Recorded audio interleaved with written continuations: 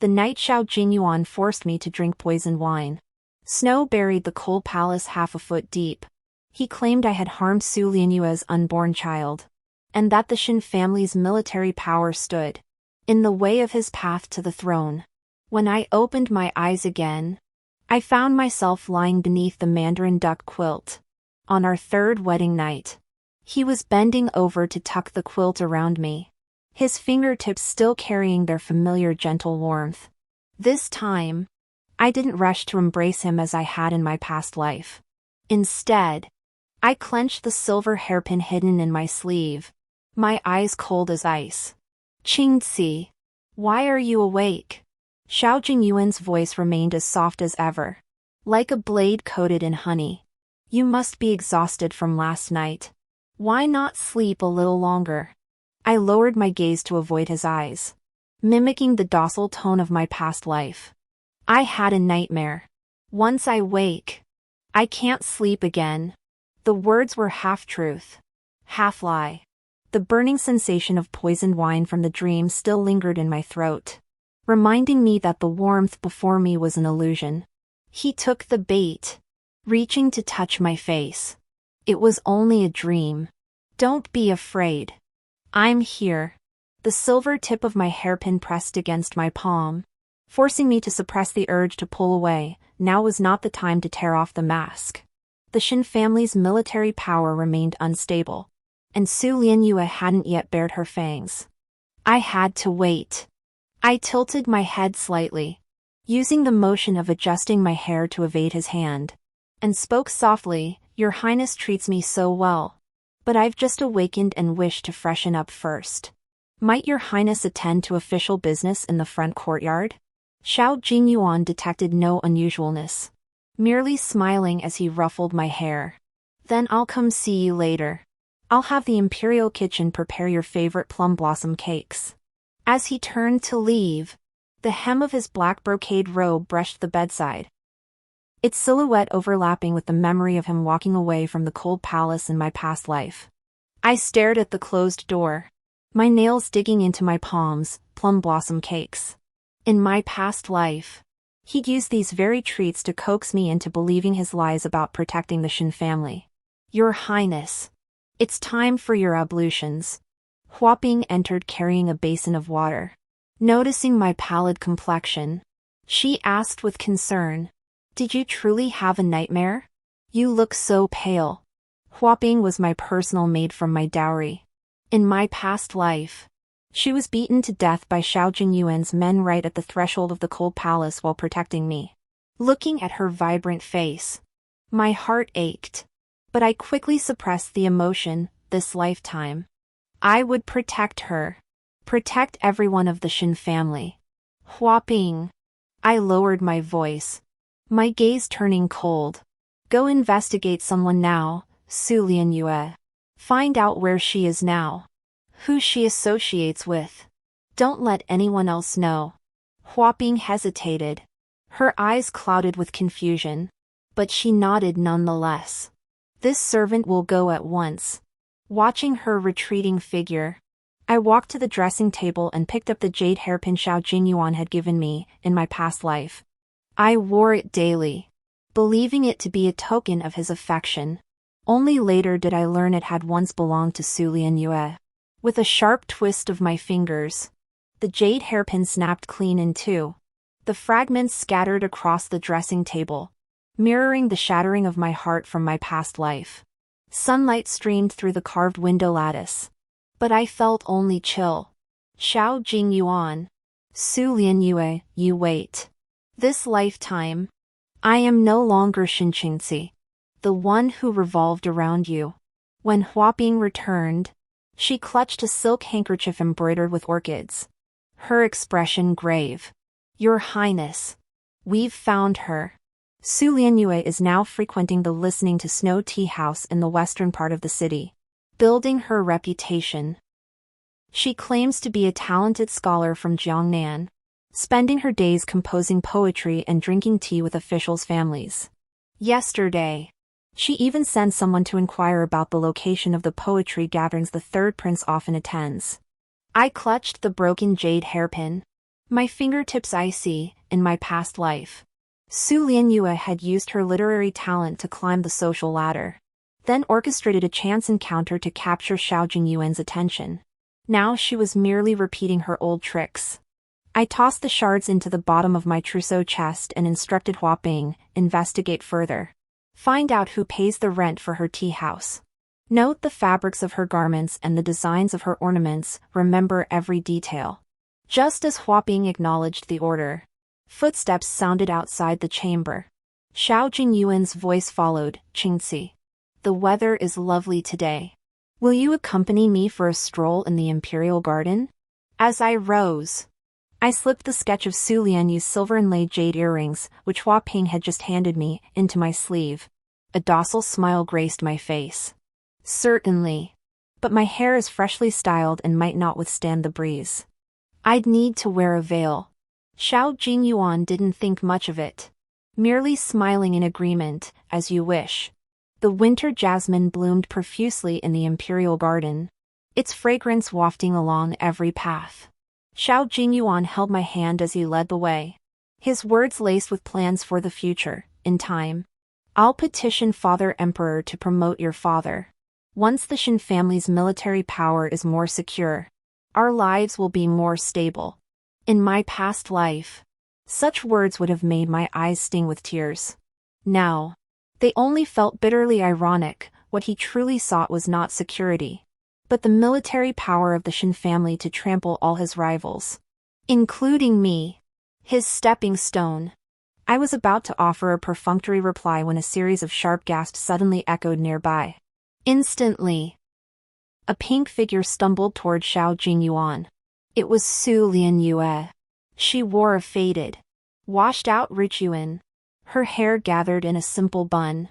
Her face bore just the right amount of panic as she teetered, about to fall into Xiao Jingyuan's arms, a scene identical to the one from my past life. Xiao Jingyuan instinctively reached out to catch her, but I stepped forward first, seemingly to pull Su Lianyue back. I actually nudged her arm lightly with my elbow. Her balance shattered, and she stumbled backward, crashing to the ground. A silver hairpin slipped from her hair, rolling to Xiao Jingyuan's feet. That silver hairpin was precisely the style Hua Ping had described, one Su Lianyu often wore. Its head was inlaid with a piece of exceptionally fine white jade, its edges chiseled with intertwined vine patterns.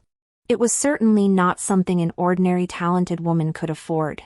Are you all right, young lady?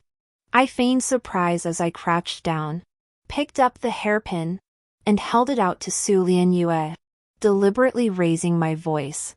This hairpin is truly exquisite. With jade of such purity, it must have cost dozens of taels of silver. As a scholar lady from Jiangnan, you seem to have even finer taste than us capital ladies. Su Lianyue's face instantly paled. Her hand shot out to snatch the hairpin, her voice trembling slightly. This is an heirloom. Xiao Jingyuan's gaze fell upon the hairpin, his brow furrowing slightly. Though he seldom paid attention to women's accessories, he knew what dozens of taels of silver meant to an ordinary family. Su Lianyue claimed her parents were deceased and she made a living selling poetry. Where would she get a family heirloom? A family heirloom? I feigned confusion as I ran my fingers over the hairpin's head. Yet just the other day, Hua Ping mentioned that the monthly rent for the Listening to Snow tea house in the western part of the city costs 5 taels of silver. If you live so frugally, how could you possibly afford such an expensive place? The words struck like a needle, piercing precisely at Su Lianyue's weak spot. She opened her mouth, unable to form a coherent sentence for a long moment. Instead, she turned to Xiao Jingyuan with pitiful eyes, her gaze instantly reddening. Your Highness, this humble servant. I did not mean to deceive you. I only wish to establish myself in the capital, to have a chance. She trailed off, but her tear-filled expression had always tugged at Xiao Jingyuan's heart in her past life. This time, however, Xiao Jingyuan merely gave her a cool glance, his tone devoid of its usual warmth. If your family has fallen on hard times, You should live modestly. You shouldn't use false pretenses to ingratiate yourself with the powerful. This is the imperial garden, not a place you should be. Withdraw. Su Lianyue froze, clearly unprepared for Xiao Jingyuan's reaction. She bit her lip, shot me a resentful glance, and finally bowed her head to leave. Only after she had walked far away did Xiao Jingyuan turn to look at me, his gaze carrying a hint of inquiry. How did you know she rented the listening to snow tea house? I lowered my eyes, my fingertips lightly tracing the embroidery on my sleeve. My tone was natural. A few days ago, I accompanied my mother to the tea house for tea. Overheard the proprietor chatting with someone about a talented lady from Jiangnan renting the second-floor private room, composing poetry daily. Found it rather novel. So I remembered it. Just now, seeing her precious hairpin, I recalled that story and asked casually, never expecting to upset your highness. This explanation, half-truth and half-fiction, accounted for the source while framing my words as innocent remarks. Xiao Jingyuan indeed dropped his suspicion, merely reaching out to ruffle my hair. It's nothing. Just felt she was two-faced and feared she might mislead you. You're too trusting, avoid people like that in future. I nodded obediently. Though my heart grew icy cold, Xiao Jingyuan was not concerned for Su Lianyue, but rather worried she'd exposed a flaw that might disrupt his scheme. His affection for Su Lianyue had always been calculated. Your Highness, the wind is picking up. Shall we return? I leaned closer to him, my tone tinged with dependence. Xiao Jingyuan wrapped his arm around my shoulder and turned, making no further mention of Su Lianyue. Walking beside him, I gazed at the stone path beneath my feet and suddenly recalled a moment from my past life. On this very path, Xiao Jingyuan had pointed to the winter plum blossoms and said, "Qingci, look at these winter plums. The colder the weather, the more vibrantly they bloom, just like you." Back then, I thought it was a compliment. Only now do I understand, he did not truly love the winter jasmine. He loved how it shielded him from the winter wind and snow. Once the storm passed, he could casually pluck it and cast it aside. When Huaping returned with news, she held a yellowed ledger in her hand. Her fingertip traced a page as she whispered. Her voice hushed, "Your Highness. This is the household's procurement ledger. On the 3rd day of last month, the steward sent 20 bolts of cloud brocade to the west of the city. The ledger records it as for the 3rd prince's consort's garments. But this servant investigated at the cloth shop. That batch of brocade ultimately went to the rear courtyard of the listening to snow tea house. The pink and purple Richuan Su Lianyue wore a few days ago was made from this very brocade." I took the ledger, my fingertips resting on the line reading 20 bolts of cloud brocade. My fingertips brushing the ink. 20 bolts of cloud brocade could make over a dozen sets of garments. Even I, the legitimate imperial consort, wouldn't splurge like that. Yet Xiao Jingyuan was so generous, he gave it all to Su Lianyue. I folded the ledger and tucked it into the silk pouch at my waist. This evidence was the first slap in Xiao Jingyuan's face. "There's one more thing." Huaping hesitated before continuing. "This servant discovered that Su Lianyue is close with Lu Pe, the matron in charge of delivering pastries to the various courtyards. A few days ago, she even helped Su Lianyue deliver a letter. We don't know to whom it was addressed." Old Lady Lu? I recalled the perpetually submissive old woman. In my past life, she'd frequently relayed messages for Su Lianyue, even going so far as to lace my medicinal broth with slow-acting poison. My fingers paused momentarily before I instructed Huaping. "Keep a close eye on old Lady Lu. If she delivers pastries again, have the kitchen staff sample them first. We can't afford any mishaps." Just as I spoke, a maid announced outside the door, "Your Highness, the lady has sent word. She says the day after tomorrow is the birthday banquet for the wife of Ministerly. She requests your presence to discuss what gift to send." My eyes lit up. Ministerly was father's longtime subordinate, and the birthday banquet would surely draw many noble ladies from the capital. Wasn't this the perfect opportunity to make Su Lianyue famous?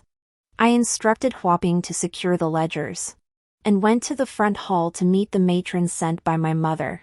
The matron, surnamed Zhou, was my mother's personal attendant. Upon seeing me, she took my hand and sighed. "Your ladyship. The mistress says you've been married for some time now but haven't socialized much with the other ladies in the capital. She fears you might be feeling neglected. The banquet at Lady Li's place the day after tomorrow would be a perfect chance to get acquainted with the other ladies." Holding Zhou's hand, my tone softened. "Mother means well, but I've been hearing gossip lately. I fear attending the banquet might cause trouble." Zhou immediately pressed. "What gossip? Who dares to gossip about your highness?" I feigned hesitation before murmuring softly after a moment. "Not really a major matter. Just the other day in the Imperial Garden, I met a talented lady from Jiangnan wearing cloud brocade even finer than mine. I heard it was a gift from His Highness's residence. I don't mind such things myself, but I fear others might say His Highness shows favoritism, tarnishing his reputation." This statement was half truth, half fiction. It hinted at Xiao Jingyuan supporting Su Lianyue while absolving myself of blame. Matron Zhou, ever shrewd, instantly grasped the subtext. She patted my hand reassuringly. "Your Highness, rest assured. This servant will speak with the lady. We shall not let you suffer any injustice." After seeing Nanny Zhou off, I turned to find Huaping standing on the corridor holding a small box. "Your Highness, this is osmanthus cake just delivered by old Lady Lu.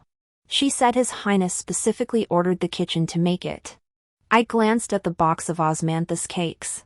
Golden pastry sprinkled with sesame seeds, their fragrance wafting up. But I knew, in my past life, Su Lianyue had used osmanthus cakes laced with laxatives to make me look utterly ridiculous at a banquet. I motioned for Huaping to hand the cakes to the little maid beside her. "You try them. See if they're good." The maid didn't think twice, took a piece, and bit into it. Soon after, she clutched her stomach, crouched down, and turned pale. "Your Highness, my stomach hurts." Huaping's face turned grim, ready to grab old Lady Lu. But I stopped her. "Don't panic. Help her down and fetch a doctor. Put the cake box away. Keep this quiet." Old Lady Lu was clearly eager to act on Su Lianyue's behalf. Fine, this would let me catch her red-handed. Soon it was the birthday banquet for Lady Li, the Minister of Revenue's wife. The Li residence was decked out in festive lights and decorations, filled to capacity with guests.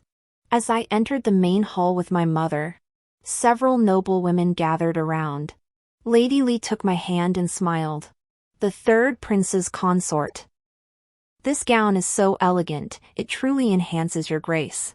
Just as I was about to reply, I overheard whispers in the crowd. Rumor has it someone spotted a talented lady from the south in the Imperial Gardens recently. She wore top-grade cloud brocade, said to be a gift from the third prince. The volume was just right, loud enough for everyone present to hear. I lowered my head in feigned embarrassment.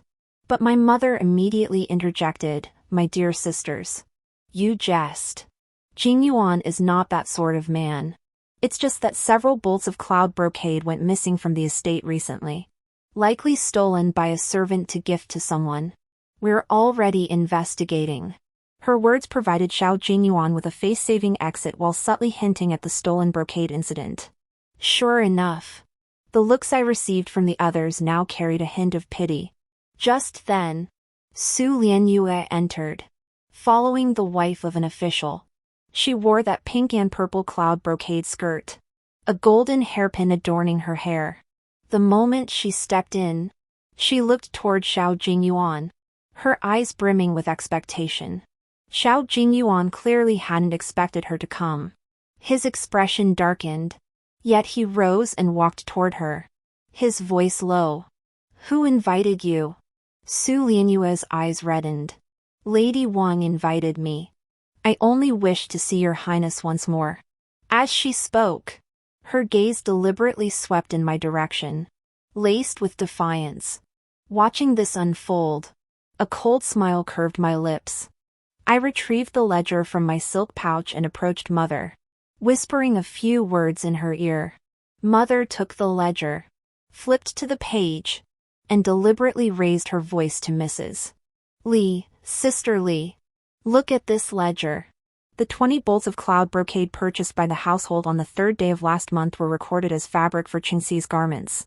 Yet Qingxi never received them. Has the steward not grown senile? Madame Lee took the ledger and immediately frowned. Such a thing? 20 bolts of cloud brocade is not a small sum. The moment these words left her lips, every pair of eyes in the room turned to Su Lianyue. The cloud brocade draped over her was identical to the one recorded in the ledger. Su Lianyue's face instantly drained of color, and she instinctively took a step back. Xiao Jingyuan's expression darkened completely. He snatched the ledger, his fingers clenching it so tightly it warped. He looked at Su Lianyue, all trace of gentleness vanishing from his eyes. Where did you get this cloud brocade? Su Lianyue opened her mouth, unable to speak for a long moment. Finally, she could only cry and shake her head. I don't know. It's not me. Not stolen by you? Her mother stepped forward, her tone sharp. I've already sent people to investigate the cloth shop. That batch of cloud brocade was ultimately delivered to the Listening to Snow tea house. How dare you claim you had nothing to do with it? With irrefutable evidence. Su Lianyue could no longer feign innocence. Her legs buckled, and she nearly collapsed to the floor. Seeing her in this state, Xiao Jingyuan felt both anger and frustration, with so many noble women watching. If he continued to protect her, he would truly become a foolish man favoring outsiders. Guards! Xiao Jingyuan ordered through gritted teeth. Take Su Lianyue away. Interrogate her thoroughly. Guards stepped forward, seizing Su Lianyue and dragging her out. Su Lianyue glanced back at Xiao Jingyuan, her eyes burning with resentment. Finally, she spat in my direction. Qingxi, you have a heart of stone. I stood rooted to the spot, my heart utterly unmoved. Cruel? Compared to what you did to me in my past life. This is merely the beginning. Xiao Jingyuan turned to look at me, his gaze carrying a hint of complexity.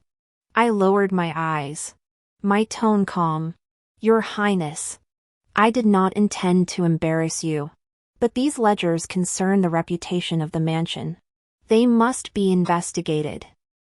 He fell silent for a moment before finally saying, I understand.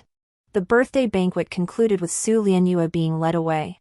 Back at the mansion, I sat before my dressing table, my gaze hardening as I studied my reflection. Next up, the embezzlement case that had ruined my father in my previous life. I picked up a brush and wrote 3 characters on the paper, Censor Zhang. In my past life, it was Censor Zhang who had accused my father of embezzling military funds. Though my father was later exonerated, the scandal had cost him the emperor's favor. And Inspector Zhang was none other than Xiao Jinyuan's confidant. Hua Ping, I instructed. Investigate Inspector Zhang's recent activities. Focus on which officials he's been associating with and whether he's had access to military pay ledgers.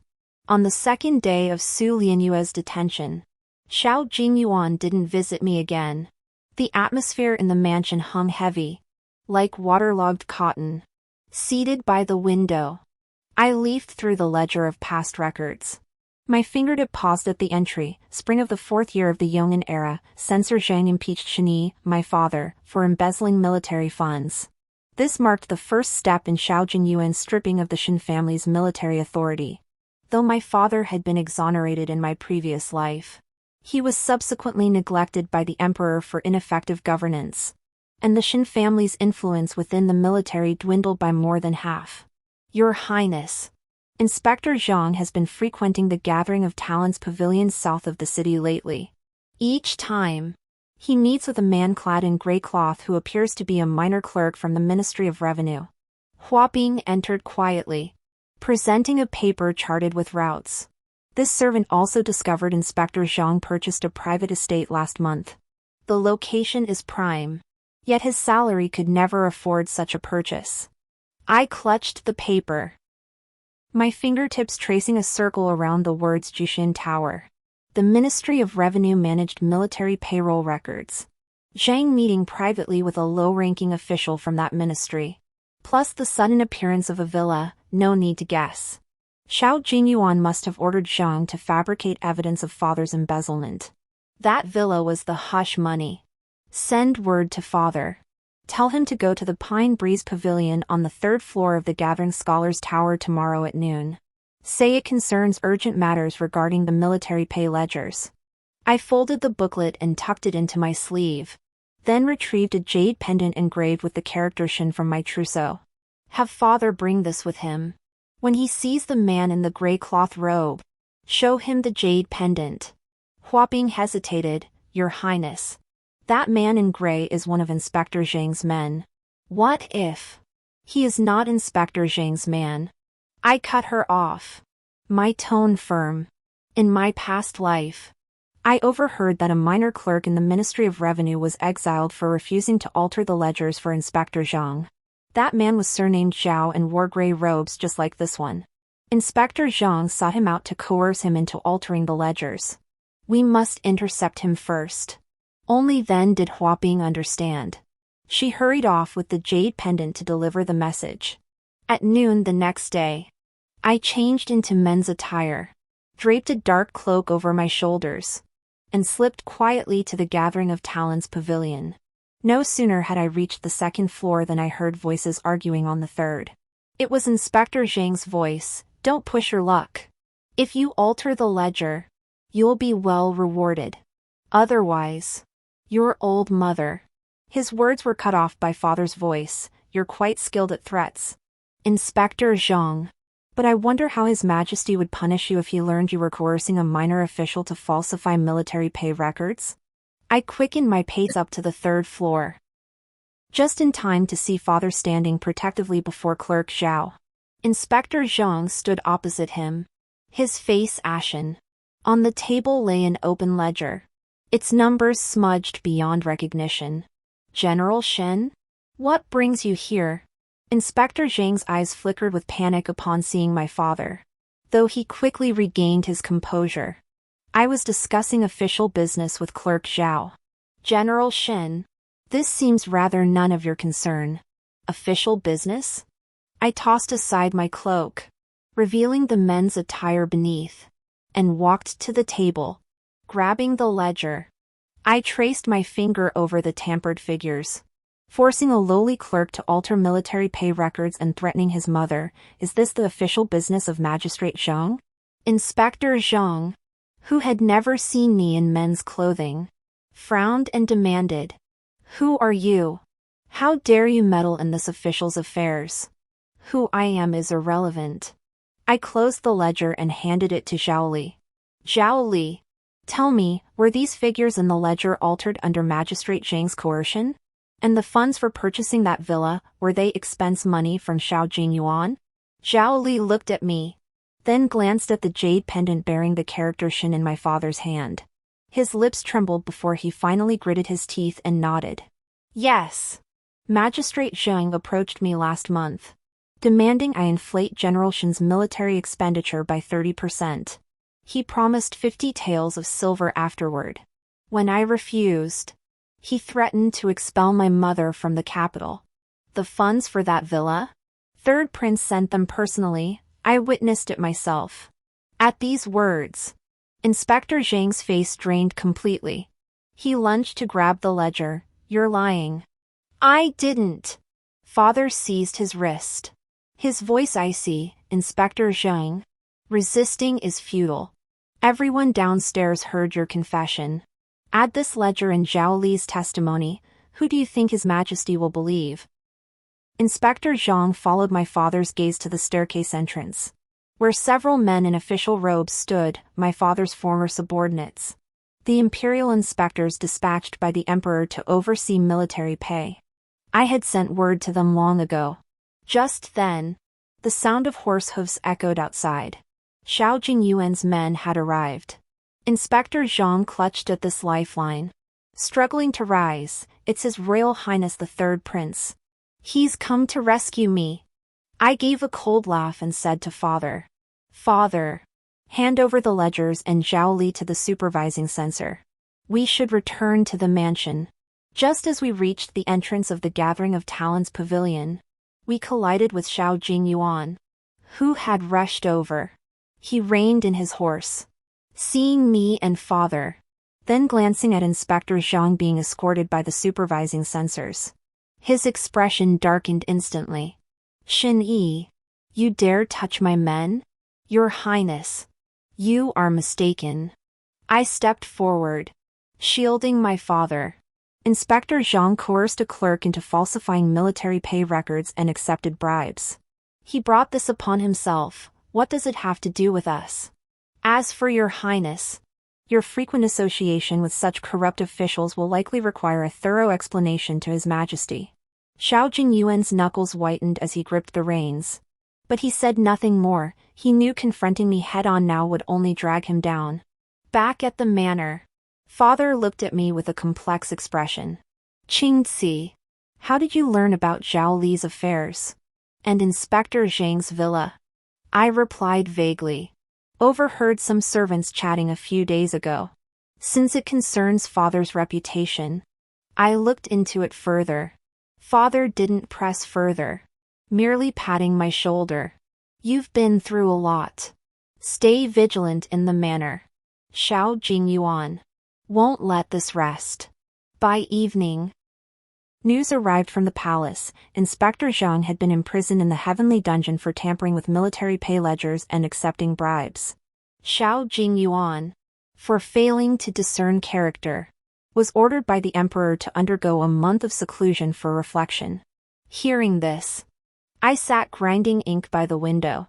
My brush tip touched the paper, writing the 3 characters Xiao Jingyuan, only to smudge them away stroke by stroke with ink.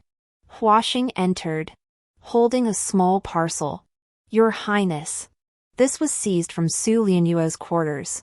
Inside is a letter. It appears to be addressed to His Royal Highness the Third Prince.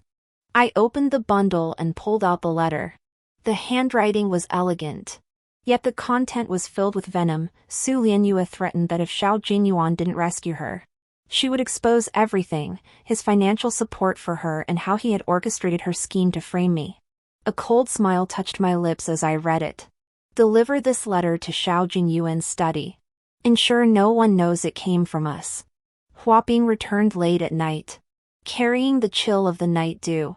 "Your Highness, the letter has been delivered." The prince smashed his teacup and sent Su Lianyue away that very night, supposedly to a nunnery. But the carriage headed toward the exile station. My hand holding the brush paused. Xiao Jingyuan truly could not tolerate threats. Su Lianyue, his pawn, had finally been discarded. Did she say anything? She cursed His Highness for ingratitude and threatened to petition the emperor. But they forced her back. Bound to the carriage. She was still cursing you. I chuckled softly and set down the brush.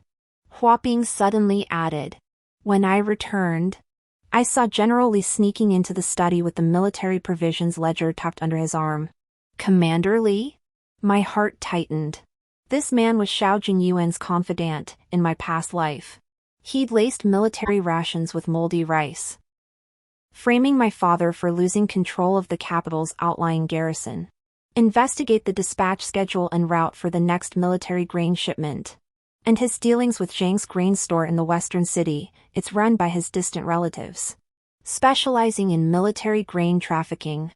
Huaping acknowledged the order. I added, "Send word to father to keep a close watch on the military grain storehouse and ensure no one touches the ledger." That night, I pored over the booklet from my previous life. Committing the crucial details to memory, the convoy was scheduled for the 10th day of the 4th month, traveling from the southern city grain depot to the western garrison, with a grain exchange at the Shirley Slope post station en route. Early the next morning, Huaping returned with news. The military grain is set for the 10th. And the route matches.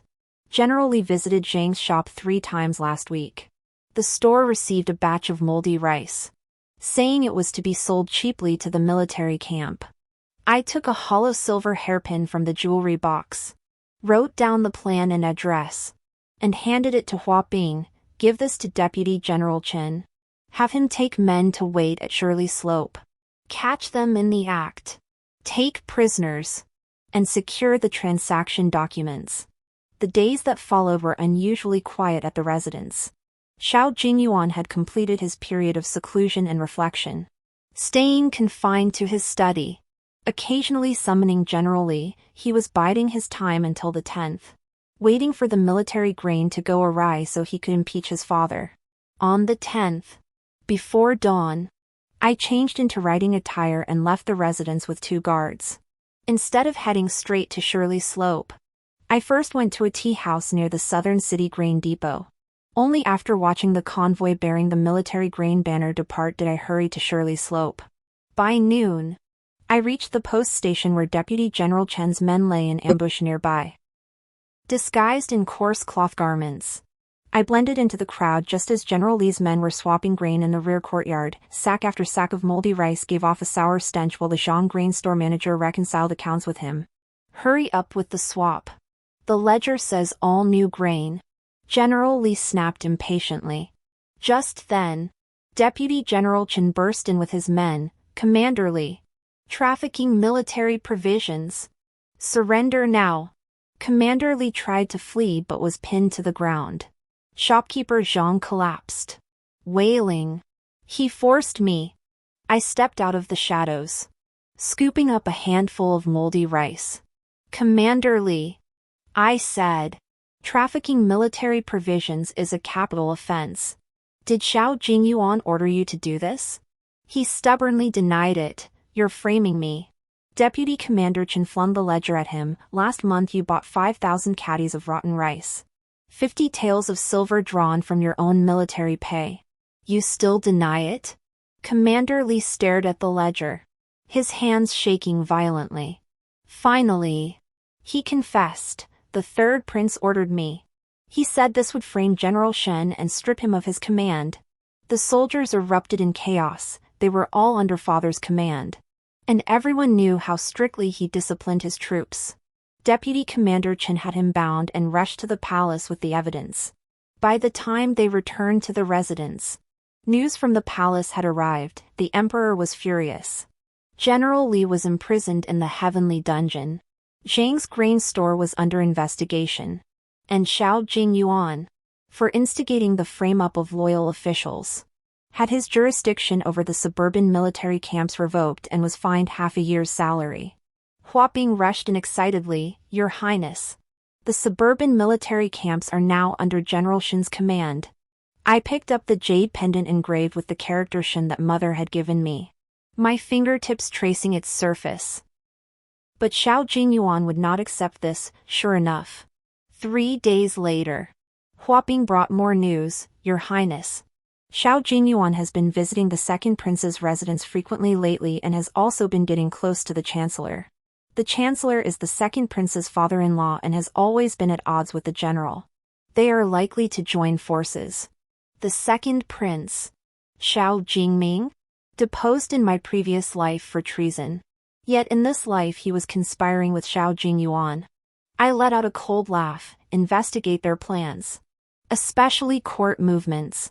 Also audit the chancellor's household accounts. In my previous life, he had embezzled state funds, though it went undetected.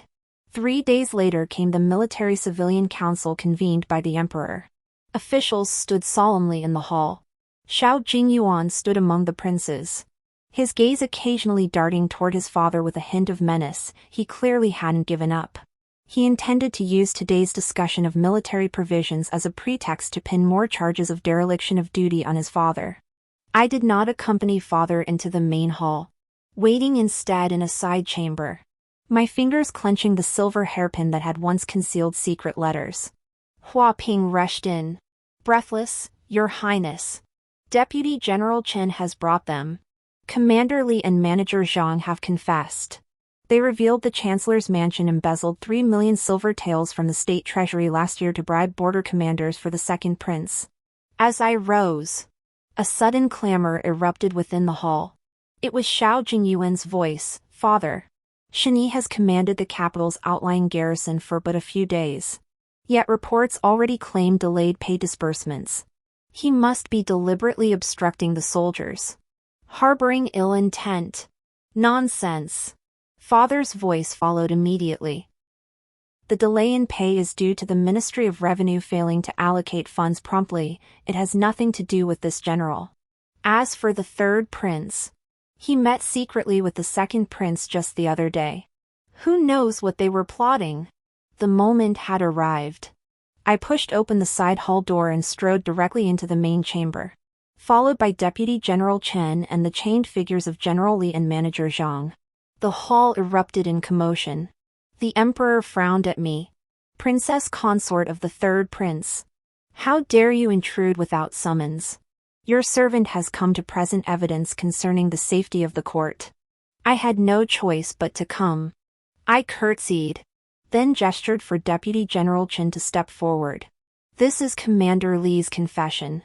He personally admitted that his previous crimes, fencing military provisions and framing General Shin, were all carried out under the third prince's orders. This is the ledger from Zhang's grain store, which matches Commander Li's confession point by point."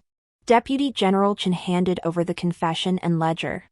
As the Emperor reviewed them, Xiao Jingyuan's expression darkened abruptly. "You're lying. Commander Li was coerced into confessing. This is all fabricated.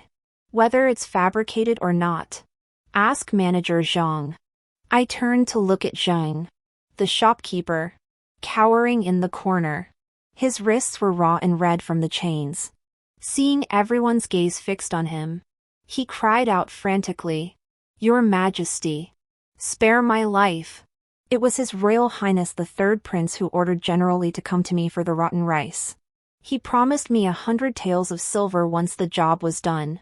I dare not lie. Xiao Jingyuan tried to protest again, but I drew another scroll from my sleeve. These are the accounts of the Chancellor's residence. Last year, 3 million taels of military funds allocated from the National Treasury to the Northwest never entered the military coffers. Instead, they flowed into the Chancellor's private treasury. Zhang claims that silver was later used by the second prince to bribe border commanders, intending to seize power through a palace coup when the time was ripe. These words thundered through the hall like a bolt of lightning. The second prince lunged forward, pointing at me and bellowing, "You slander me! Who gave you the audacity to defame this prince? Whether it's slander or not, let the border commander's men speak." I called out toward the hall entrance. 2 soldiers clad in frontier garb entered and knelt on one knee. "Your Majesty, last year the second prince sent men to contact this humble soldier, promising high office and rich rewards if I held back our forces during the campaign. I dared not comply and secretly gathered evidence. Today I come to present it to your Majesty." The chain of evidence was irrefutable. The Emperor trembled with rage, pointing at Xiao Jingyuan and the second prince, his voice shaking. "So this is it. You 2 unfilial sons. One frames loyal subjects. The other plots rebellion to seize power. Do you even regard this father of yours as emperor anymore?" Xiao Jingyuan's face turned as pale as paper. Suddenly, he lunged at me, trying to snatch the ledgers from my hands. "Qingqi, you ruined me. I'll kill you." Father had anticipated this and swiftly pinned him down, holding him immobile on the floor. Xiao Jingyuan struggled to lift his head. His eyes filled with venom as he glared at me. "I should have made you suffer more horribly back in the cold palace." His words plunged the entire hall into silence. The Emperor abruptly turned to him, his voice as cold as ice. "The cold palace? What else did you do to Qingqi?" Only then did Xiao Jingyuan realize his slip of the tongue. But the words were already out. I lowered my gaze, my voice calm yet clear. "Your Majesty, in my previous life, this servant was imprisoned in the cold palace by His Highness. He bestowed cinnabar poison upon me, claiming I had harmed Su Lianyue's unborn child and that the Shin family's military power obstructed his path. Had heaven not shown mercy and granted me rebirth, I would not have had this chance to present these truths to your majesty. What? The emperor roared, slamming his hand on the table as he rose. Xiao Jingyuan, you dared to murder your own wife. And you schemed to seize the Shin family's military power. Guards! Throw this traitor, the second prince, and the chancellor into the imperial dungeons. Execute them on a day of your choosing. Guards surged into the hall, dragging the three men away.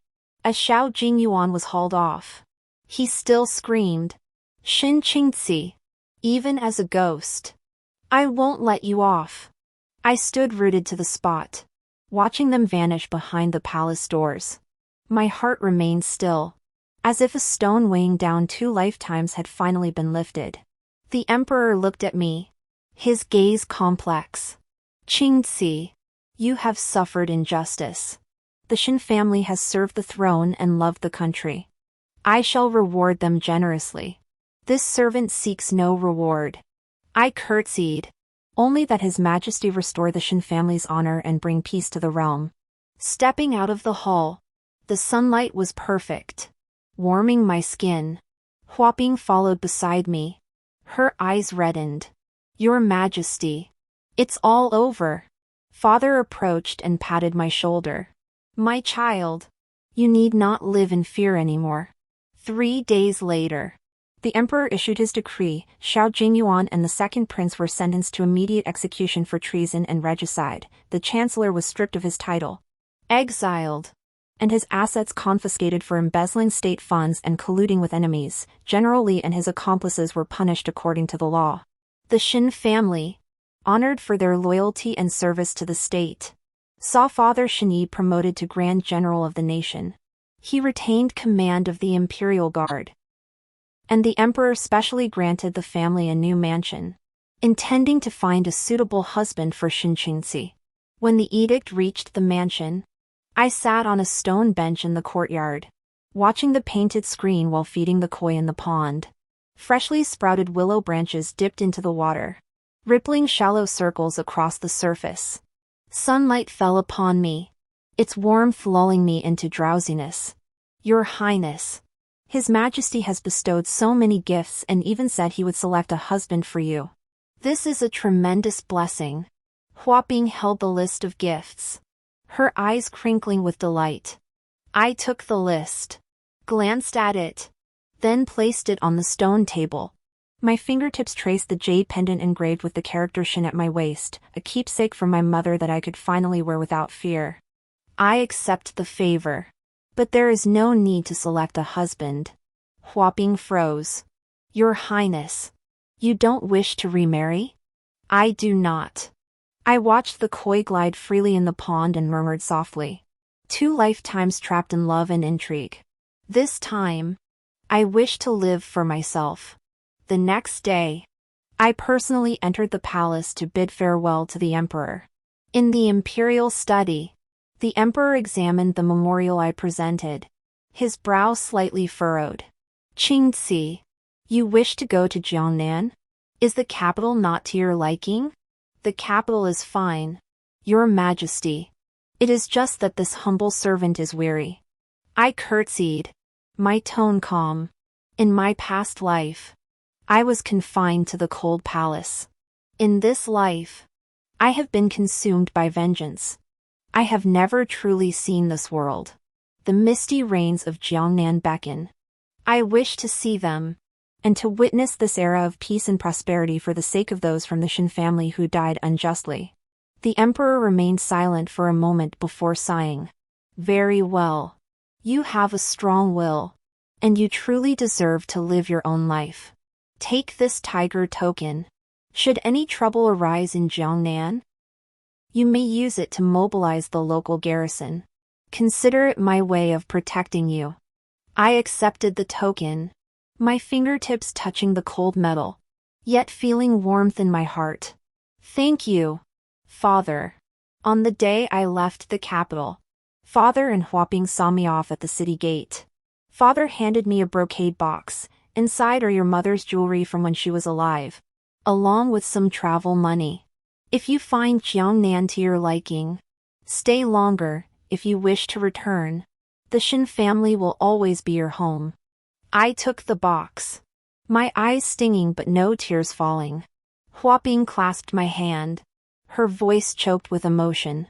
Your Highness, will I ever see you again? Of course you will. I wiped away her tears.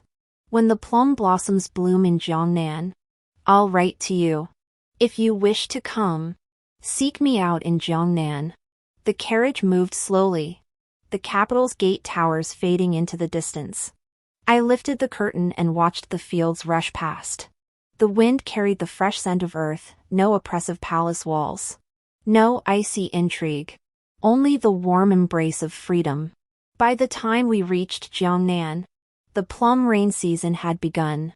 The fine rain pattered on the canvas roof of our black-roofed boat. A soft whispering sound.